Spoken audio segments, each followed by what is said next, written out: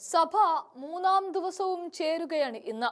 എന്നാൽ കഴിഞ്ഞ ദിവസത്തെ ഒരു അവലോകനം സകല മാധ്യമങ്ങളും നടത്തിയിട്ടുണ്ട്. കഴിഞ്ഞ ദിവസം സഭയിൽ നടന്നത് എന്തൊക്കെയാണ് എന്നൊക്കെ പറഞ്ഞിട്ട്, പ്രത്യേകിച്ച് സർജിക്കൽ സ്ട്രൈക്ക് പോലെയുള്ള ഉണ്ണി ബാലകൃഷ്ണന്റെ ഏഷ്യാനെറ്റ് ന്യൂസിലെ പ്രത്യേക പരിപാടിയിൽ പറഞ്ഞത് അടിയന്തര പ്രമേയം പ്രതിപക്ഷം ചീറ്റിപ്പോയി എന്നാണ്. അതുപോലെ തന്നെയാണ് മീറ്റ് ദ എഡിറ്റേഴ്സിൽ അരുൺ കുമാറും പറഞ്ഞത്. ഇവിടെയാണ് രാഹുൽ മാങ്കൂട്ടം പറഞ്ഞത് വളരെ ശരിയായും 100 മാർക്ക് കൊടുക്കേണ്ടതായി മാറുന്നത്. അതായത് വലിയൊരു ഗൂഢാലോചനയുടെ ഫലമായിട്ടാണ് മാധ്യമങ്ങൾ ഇത്തരത്തിലൊരു അജണ്ട സെറ്റ് ചെയ്ത് കോൺഗ്രസിനെയും UDF-നെയും തകർക്കാൻ നോക്കുന്നത്. അതിൽ ഒരു കണ്ണി മാത്രമാണ് താൻ എന്ന് പറഞ്ഞുകൊണ്ട് മാങ്കൂട്ടം മറ്റനേകം നേതാക്കന്മാരെയും കൊത്തിയരിയാൻ നോക്കിയിരിക്കുകയാണ് ഇപ്പറഞ്ഞ കൂട്ടരെന്നും പറയുന്നുണ്ട്. അവിടെ ഷാഫിയുടെയും PK ഫിറോസിന്റെയും ഒക്കെ പേരുകൾ അദ്ദേഹം എടുത്തു തന്നെ പറയുകയും ചെയ്യുന്നുണ്ട്. ഇങ്ങനെ എണ്ണം പറഞ്ഞ നേതാക്കൾക്കെതിരെ നടത്തുന്ന ഗൂഢാലോചനകളെ കുറിച്ചൊക്കെ മാങ്കൂട്ടം പറയുന്നുണ്ട്. അതിന്റെ ഒരു നേർചിത്രമാണ് ഇന്നലത്തെ മാധ്യമ അവലോകനത്തിലൂടെ കാണാൻ സാധിച്ചത്. എല്ലാവരും മുഖ്യമന്ത്രി പിണറായി വിജയനെയും ഭരണപക്ഷത്തെയും ആവോളം പുകഴ്ത്തിക്കൊണ്ടാണ് എല്ലാ മാധ്യമങ്ങളും സംസാരിച്ചത്. എന്നാൽ ഉണ്ണി ബാലകൃഷ്ണന്റെ സർജിക്കൽ സ്ട്രൈക്കിന്റെയും അരുൺ കുമാറിന്റെ മീറ്റ് ദി എഡിറ്റേഴ്സ് പ്രോഗ്രാമിന്റെയും ഒക്കെ കമന്റുകൾ കൃത്യം നമ്മൾ ശ്രദ്ധിക്കേണ്ട ഒന്നാണ്.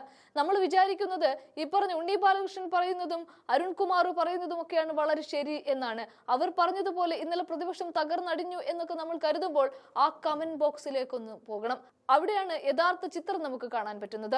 ജനാധിപത്യത്തിലെ ജനങ്ങൾ കമന്റുകളായി രേഖപ്പെടുത്തിയിരിക്കുന്നത് ഈ പറഞ്ഞ ഉണ്ണി ബാലകൃഷ്ണന്റെയോ അരുൺകുമാറിന്റെയോ ഒന്നും പിണറായിയുടെ ഒത്താശ പാടുന്ന കാര്യങ്ങളല്ല.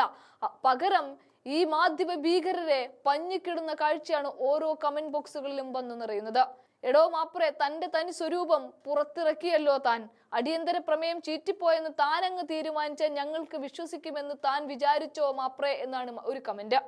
മുൻ വർഷങ്ങളിലെ അനുഭവങ്ങൾക്ക് പ്രതികാരം ചെയ്യാനാണോ പിണറായി ആഭ്യന്തരം കൈകാര്യം ചെയ്യുന്നത് എന്ന് മറ്റൊരാളും തന്റെ കമന്റ് ബോക്സിൽ ചോദിക്കുന്നുണ്ട്. മിസ്റ്റർ ഉണ്ണി ബാലകൃഷ്ണൻ, നിങ്ങളെപ്പോലുള്ളവർ സർക്കാരിന്റെ കുഴലൂത്തുകാരാവരുത് എന്ന് താക്കീത് നൽകുന്ന ഒരാളെയും നമുക്ക് അവിടെ കാണാൻ പറ്റും. പിന്നെയോ, ഉണ്ണി പണ്ട് രാജനെ ഉരുട്ടിക്കൊന്നത് കൊണ്ട് നമുക്ക് ഇനിയും ഉരുട്ടാമെന്ന് എന്നിട്ട് അതിനെ ന്യായീകരിക്കാം. പഴയ കാര്യങ്ങളെ പറയാതെ ഇപ്പോൾ നടക്കുന്നതും പരിഹരിക്കാൻ പറ്റുന്നതും ഇനിയും ആവർത്തിക്കാതിരിക്കേണ്ടതും അല്ലേ ചെയ്യേണ്ടത് എന്ന് ചോദ്യങ്ങൾ ഉയർത്തുന്നവരുമുണ്ട്. മോദി പറയുന്നത് പോലെ ഒരു നെഹ്റുവിനെ കുറ്റപ്പെടുത്താൻ അല്ലേ പിണറായി ചെയ്തത്? അതിൽ എന്ത് വിജയമാണ് ഭരണപക്ഷത്തിനുള്ളത്? ഉത്തരവും നടപടിയുമാണ് വേണ്ടത്.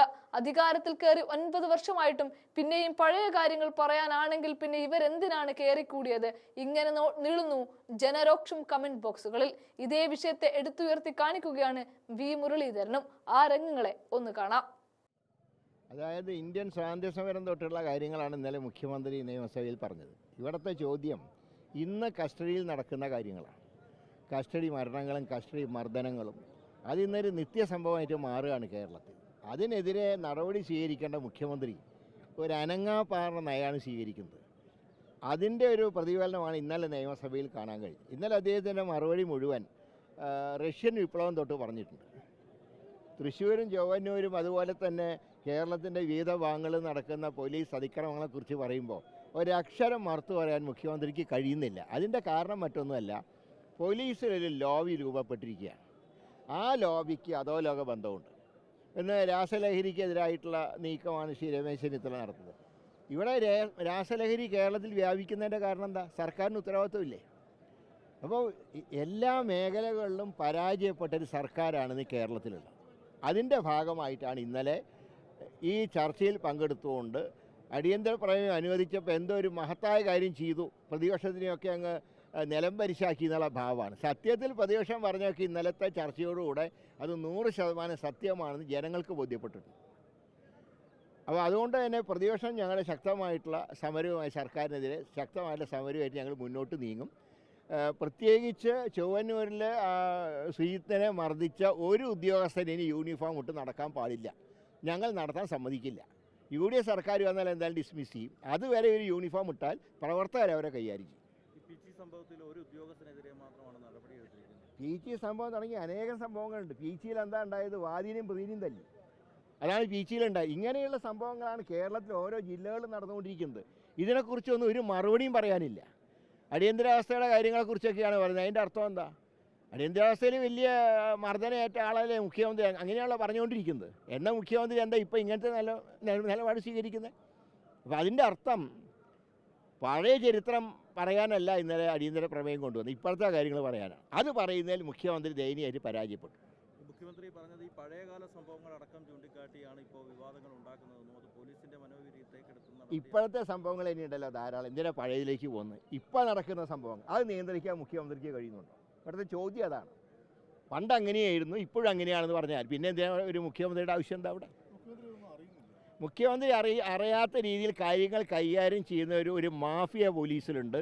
അതിന് നേതൃത്വം കൊടുക്കുന്ന ആളാണ് മുമ്പ് തൃശ്ശൂർ പൂരം കലക്കിയ അജിത് കുമാർ ഉൾപ്പെടെയുള്ള അദ്ദേഹമാണ് അതിൻ്റെ നേതൃത്വം. അപ്പോൾ പൂരം കലക്കിയതിനെ കുറിച്ച് അർഷം പറയുന്നില്ലല്ലോ, എന്താ പറയാത്ത? വോട്ട് ചോരി മുണ്ടാത്ത ഒരേ ഒരു BJP ഇതര മുഖ്യമന്ത്രി പിണറായി വിജയനല്ലേ? കാരണം ഇവിടെ അങ്ങനെ ഇത് ആദ്യം പരീക്ഷ കേരളത്തിലാണ്.